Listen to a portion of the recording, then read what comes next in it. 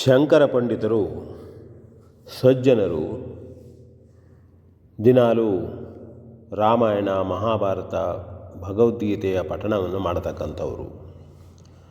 ಬೆಳಗಾಗಿ ಸಂಜೆಯ ಕೈಕಾಲು ಮುಖಗಳನ್ನು ತೊಳೆದ ಮೇಲೆ ಇದೆಲ್ಲ ಗ್ರಂಥಗಳನ್ನು ಪಠಣ ಮಾಡುವ ಅಭ್ಯಾಸ ಅವರದು. ಮೊಮ್ಮಗನಾದಂತಹ ರವಿ ಇನ್ನೂ ಚಿಕ್ಕ ಹುಡುಗ. ಅವನು ಕೂಡ ತಂದೆ ಅಜ್ಜ ಓದುವುದನ್ನು ನೋಡಿ ತಾನು ಓದುವ ಪ್ರಯತ್ನ ಮಾಡ್ತಿದ್ದ. ಅವನಿಗೇನು ತಿಳಿಯುವುದಿಲ್ಲಾಗಿತ್ತು ಆಗ. ಕ್ರಮೇಣ ಅವನು ಸಾಮಾನ್ಯ 8-9ನೇ ವಯಸ್ಸಿಗೆ ಬಂದಾಗ ಅಜ್ಜನಿಗೆ ಕೇಳ್ತಾನೆ, ಏನಿದು ಅಜ್ಜ, ಇದು ನನಗೇನು ಅರ್ಥ ಆಗೋದಿಲ್ಲ, ನೀನು ದಿನ ಓದ್ತೀಯೇ?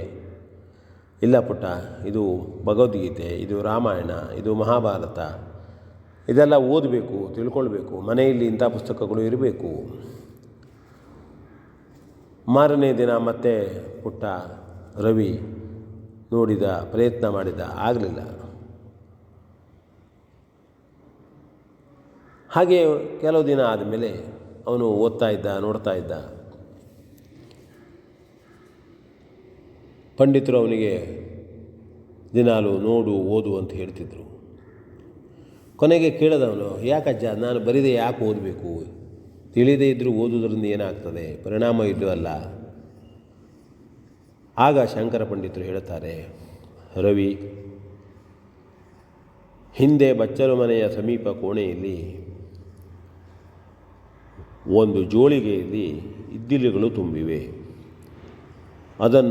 ಇದ್ದಿಲುಗಳನ್ನು ತೆಗೆದು ಜೋಳಿಗೆಯನ್ನು ತೆಗೆದುಕೊಂಡು ಹೋಗಿ ಆ ಸಮೀಪದ ಹೊಳೆಯಿಂದ ನೀರನ್ನು ತುಂಬಿಕೊಂಡು ಬಾ ಅಂತ ಹೇಳಿದರು. ಏನು, ನೀರು ತುಂಬಿಕೊಂಡು ಬರಬೇಕಾ? ಹೌದು. ಅಜ್ಜನ ಮಾತನ್ನು ಕೇಳಿದ. ನೇರವಾಗಿ ಹೋಗಿ ಜೋಳಿಗೆಯಲ್ಲಿಯ ಇದ್ದಿಲುಗಳನ್ನು ತೆಗೆದ. ಜೋಳಿಗೆಯನ್ನು ತೆಗೆದುಕೊಂಡು ಹೋಗಿ ಹೊಳೆಯ ನೀರನ್ನು ತುಂಬುವ ಪ್ರಯತ್ನ ಮಾಡಿದ. ತುಂಬಲಿಲ್ಲ, ನೀರು ಬರಲಿಲ್ಲ. ಓಡಿ ಬಂದು ಅಜ್ಜನಿಗೆ ಹೇಳಿದ, ಏನಜ್ಜ, ಜೋಳಿಗೆಯಲ್ಲಿ ನೀರು ತರಲಿಕ್ಕಾಗ್ತದೆಯಾ? ಹಾಗೆ ಇನ್ನೊಮ್ಮೆ ಹೋಗ್ಬಾ ಅಂತಂದರು. ಅವನು 5-6 ಬಾರಿ ಮಾಡಿದಾಗ, ಏನಜ್ಜ, ನೀನು ಈ ರೀತಿ ಹೇಳಿದಿ, ಏನಾಯಿತು ಈಗ ನನಗೆ? ಆಗ ಪಂಡಿತರು ಹೇಳಿದರು, ನೋಡು ರವಿ, ನೀನು ತೆಗೆದುಕೊಂಡು ಪ್ರಥಮದಲ್ಲಿ ಹೋಗುವಾಗ ಈ ಜೋಳಿಗೆ ಹೇಗಿತ್ತು? ಪೂರ್ಣವಾಗಿ ಬೂದಿಯಿಂದ ಕಪ್ಪಾಗಿ ದಪ್ಪವಾಗಿ ಇತ್ತು.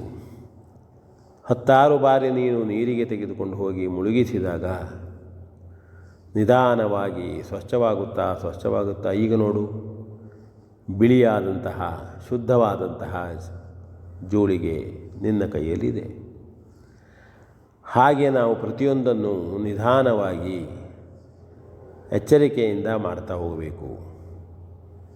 ಮಹಾಭಾರತದಂತಹ, ರಾಮಾಯಣದಂತಹ, ಭಗವದ್ಗೀತೆ ಮುಂತಾದವುಗಳನ್ನು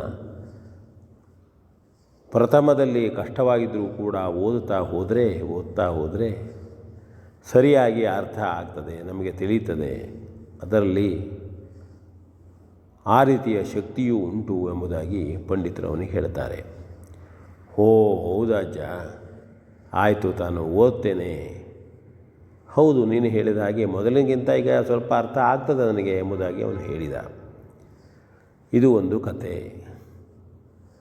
ನಾವು ಕಬ್ಬಿಣದ ಕಡಲೆ ಓದಬಾರದು, ತಿಳಿಯುವುದಿಲ್ಲ ಅಂತ ಹೋದರೆ ಪ್ರಥಮದಲ್ಲಿಯೇ ಎಲ್ಲವೂ ನಮಗೆ ತಿಳಿಯುವುದಿಲ್ಲ. ಪ್ರಾಮಾಣಿಕವಾಗಿ ಪ್ರಯತ್ನ ಮಾಡಬೇಕು. ನಿಧಾನವಾದರೂ ಸರಿಯಾಗಿ ತಿಳಿದುಕೊಳ್ಳಬೇಕು ಅಂತ ಹೇಳ್ತಾ, ರಾಮಾಯಣ ಮಹಾಭಾರತ ಭಗವದ್ಗೀತೆಗಳನ್ನು ಓದೋಣ, ಚಾರಿತ್ರ್ಯವಂತರಾಗೋಣ ಅಂತ ಹೇಳ್ತಾ, ವಿ ಎನ್ ಭಾಗವತ್ ಬರಪಳ್ಳಿ.